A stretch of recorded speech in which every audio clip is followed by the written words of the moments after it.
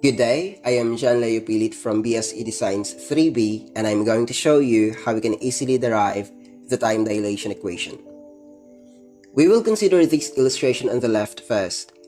Let us suppose that you are inside a moving train that is traveling to the right at a velocity of v with a height represented by L. You, as an observer inside the train, can of course observe the light beam shooting from point A and being reflected back into its point of origin. Now, if we want to calculate the time for this process that the light beam spends traveling back and forth, we will use the time equation T sub O, which is equal to the product of 2 and L being the height of the train with the beam going up and down represented by that 2 coefficient, divided by C, which is the speed of light. Now, since you, as an observer inside the train, can observe the complete process of the light beam shooting from its original point and returning back to its point of origin, we would therefore call this the proper time. Let us now look at this illustration on the right. This time you are no longer an observer inside the train, but on the ground, observing these events happening inside the train.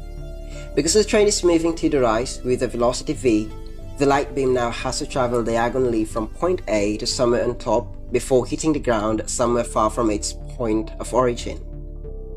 As we have said, the train is going at a certain velocity to the right, so we have to consider a horizontal component of the speed of light, which is the train speed v. For the vertical component, we would consider the Pythagorean theorem, the square root of c squared minus v squared.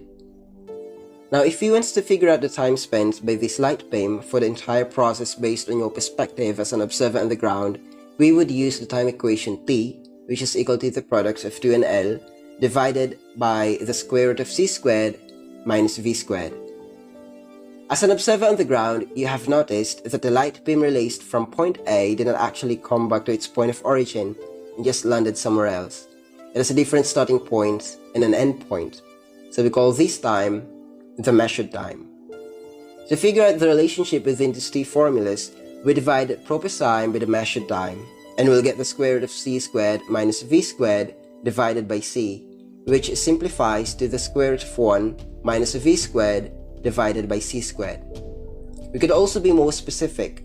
For measured time, we would have t, which is equal to the proper time divided by the square root of 1 minus v squared divided by c squared.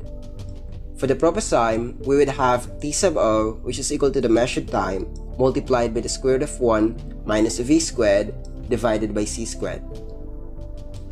And that is how we derived the time dilation equation. Thank you.